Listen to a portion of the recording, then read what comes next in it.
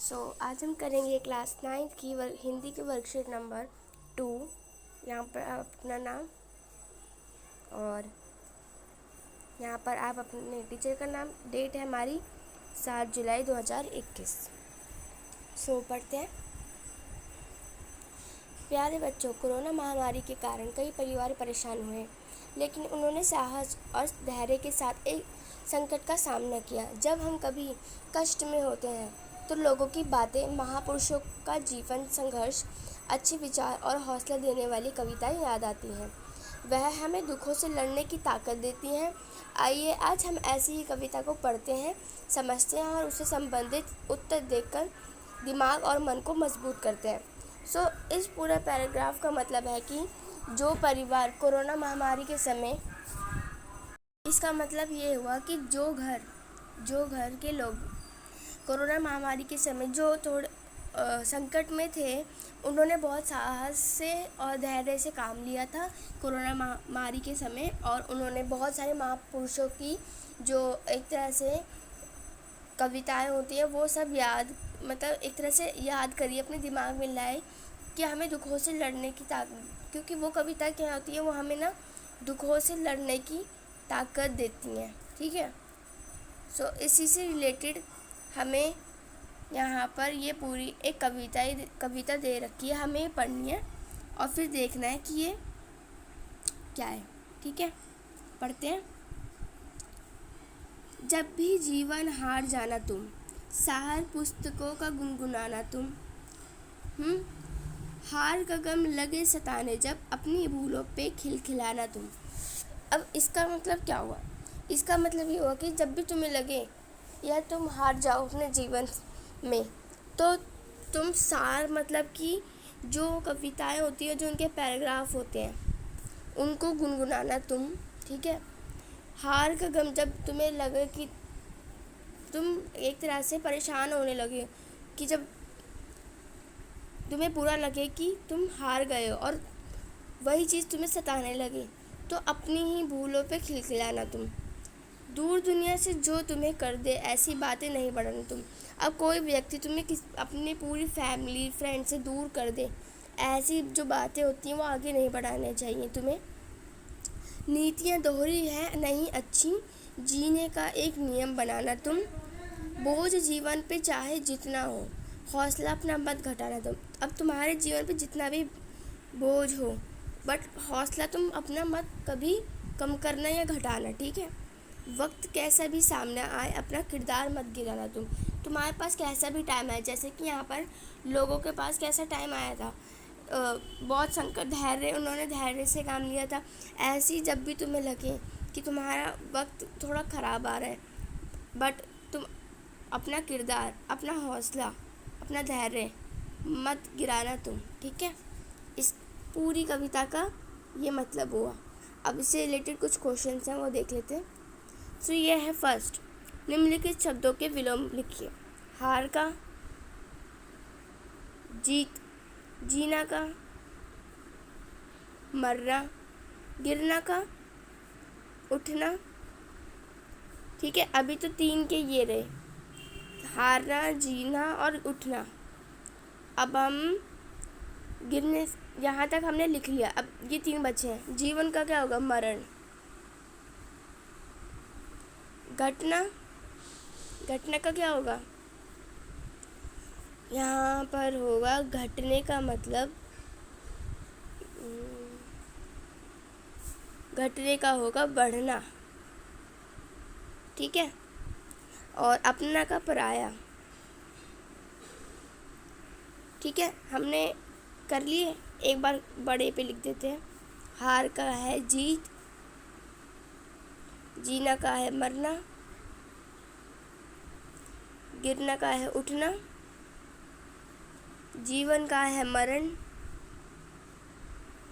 घटना का है बढ़ना, अपना का पराया। ये हो गए सारे आंसर इसके। अब उत्तर नंबर 2 देख लेते हैं। कैसी बातें हमें आगे नहीं बढ़ानी है। अब हमने यहाँ पढ़ा था कि हमें कैसी बातें नहीं बढ़ानी चाहिए जो हमें दूसरों से दूर कर दे, हमें ऐसी बातें नहीं बढ़ानी चाहिए। ठीक है, इसका आंसर क्या हो गया? हमें ऐसी बातें, पूरा आपको लिखना है कि हमें आगे, अब नहीं की जगह आपको क्या लिख देना है आंसर में? ऐसी, हमें ऐसी बातें नहीं बढ़ानी चाहिए जो हमें दूसरों से दूर कर दे। ठीक है, यहाँ लिखा है ना, जो हमें दुनिया से दूर कर दे, ऐसी बातें हमें नहीं बढ़ानी चाहिए। ये हो गया हमारा, ये भी हो गया। अब थर्ड क्वेश्चन देख लेते हैं। हंसने के लिए कवि कब कब कह रहा है? हंसने के लिए कवि तब कह रहे हैं जब तुम जीवन में हारने लगे हो, तब तुम सार पुस्तकों का, एक मिनट,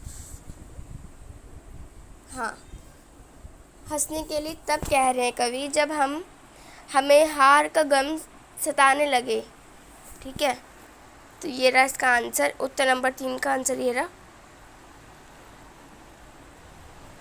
हार का गम लगे सताने, जब अपनी भूलों पे खिलखिलाना तुम। खिलखिलाना का मतलब तो यही हुआ, हंसना। ठीक है, तो मतलब कि ये है उत्तर नंबर 3। अब बात बढ़ाना, मुहावरे का अर्थ लिखकर उसका वाक्य प्रयोग कीजिए। बात बढ़ाना, यहाँ पर हमने अभी पढ़ा कि ऐसे बात बढ़ाना ना तुम, बातें नहीं बढ़ाना तुम। बात बढ़ाने का मतलब, अर्थ क्या होता है? बात बढ़ाने का मतलब होता है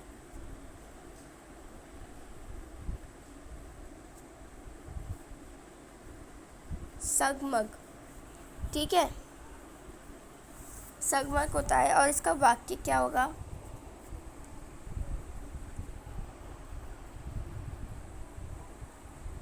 ओके, सो इसका वाक्य होगा कि कुछ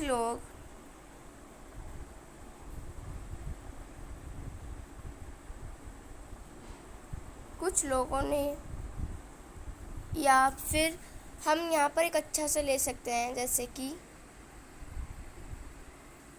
कुछ औरतों ने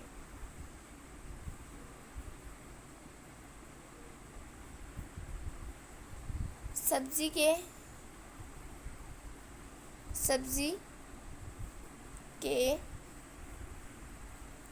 चक्कर,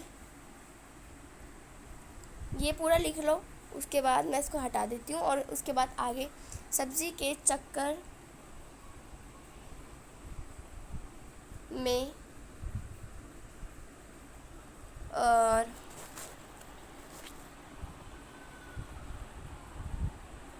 सब्जी के चक्कर में कहा सुनी से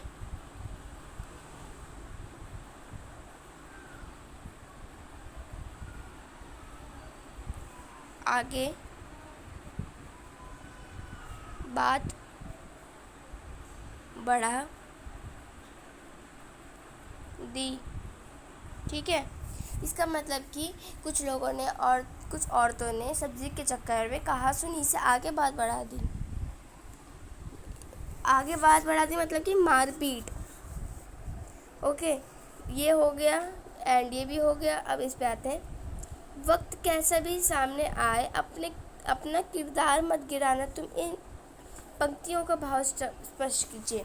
तो लिख दो कि वक्त कैसा भी सामने आए, मतलब कि हमारा वक्त कितना भी कठिन क्यों ना आए, हमें हमेशा धैर्य से काम लेना चाहिए और किसी भी चीज़ के लिए गिरना नहीं चाहिए हमें। वक्त है, वक्त चला भी जाएगा, बट हमें अपनी सम्मान को, अपने किरदार को गिराना नहीं है। इस दोनों मतलब का यही मीनिंग हुआ कि वक्त, लिख लीजिए, मैं बोल देती हूँ। वक्त कैसा भी आए, वक्त कैसा भी सामने आए अपना किरदार मत गिराना तुम।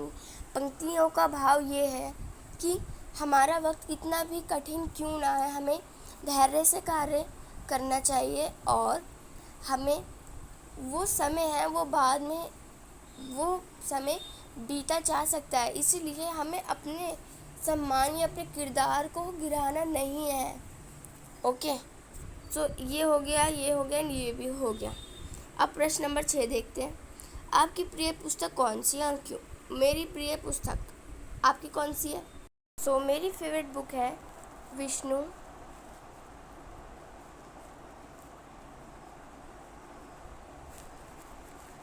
फेवरेट बुक है विष्णुदास द्वारा रचित पंचतंत्र की 101 कहानियाँ।